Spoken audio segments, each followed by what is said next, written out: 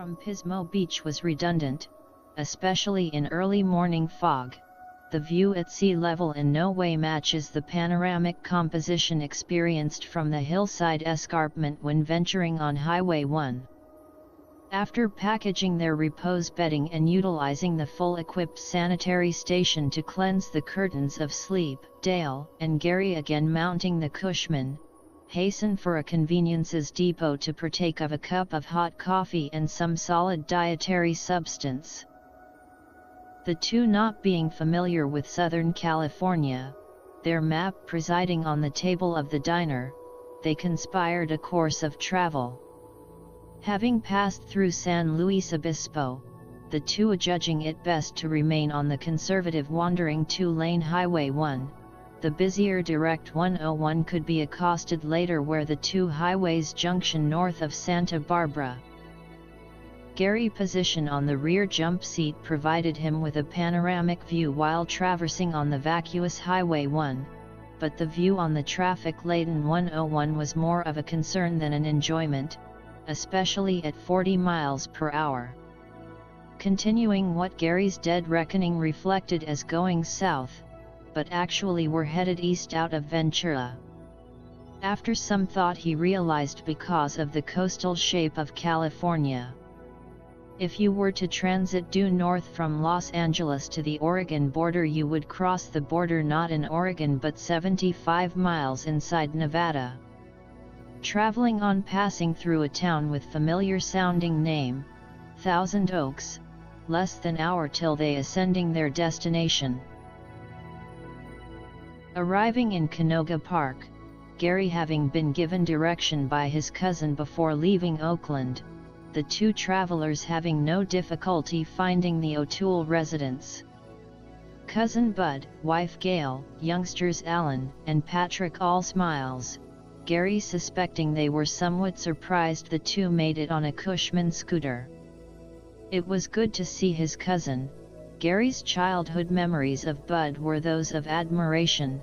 He was the one when visiting on more than one occasion provided him with a new cap pistols, taking the time to spend time with him. Later, when Gary's interest spiked about war stories, he provided his collection of the Dave Dawson series by Bowen, his cousin, someone he always looked up to.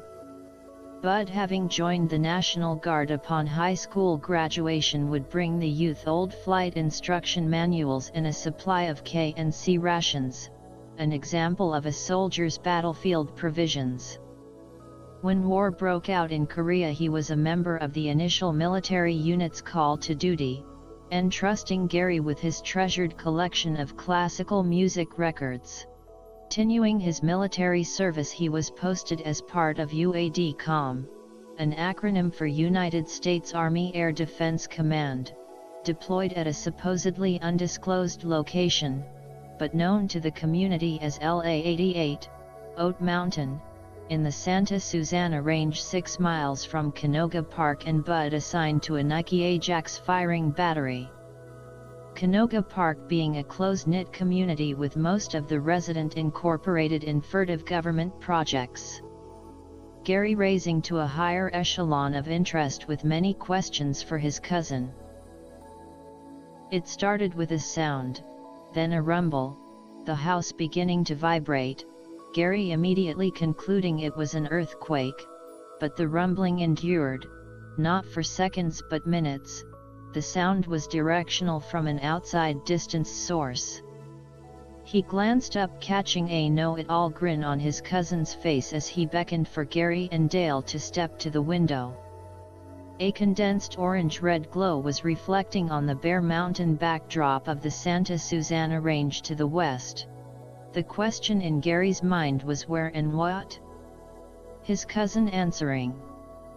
It was Rocketdyne, Pratt & Whitney's North American Aviation, having 18 static test stands at their jet and rocket engine developing testing facility, established 5 miles from Canoga Park. His cousin reflecting it was an ongoing program of the Redstone, Thor, and Atlas missile engines along with other classified static tests including a nuclear program, all entertained at the 2,558-acre complex. Gary dramatically impressed with what was taking place, a desire to explore this newfound discovery, but a realization, in all probability it would be for naught.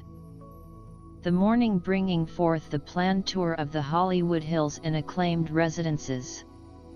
Gary, finding a new sitting position on the back of the Cushman, previously perched upon 2 bundled sleeping bags during the interminable 3-day voyage, the perch enabling him to see over Dale's head, but now with the sleeping bags removed he was slung low in the saddle, having to survey the road around the body of the motorized operator. Was a sightseeing day, but Gary knew that this occasion would not provide the scenic wonders of the majestic overture performed by the coastline and the sea. Dale was more rhapsodized in this venture to Hollywood and Beverly Hills than Gary, and it became apparent that Dale's promulgation was overextended and the exhibited billing was aggrandized. Beverly Hills was mainly an interest for those mired in luxury and the presences of such. Gary bore little interest the luxurious accumulations of the rich and famous. The journey beginning but the evoking venture was short-lived, the scooter suddenly in regression, the motor revving as if the transmission was in neutral, the Cushman slowing, coming to halt. The two disembarking, Gary, not being a two-wheel motorist enthusiast, immediately reflecting the worst. Dale remaining calm, manifesting confidence with little concern, immediately knowing what the problem was. The drive chain's master link had come off. Gary was relieved, Dale having included amongst his possessions drive chain master links, the scooter operator having experienced this equation before, not with the new Road King, but with his first older Cushman, his resourcefulness having provisional foresight. The incident finding both of the travelers somewhat disquieted.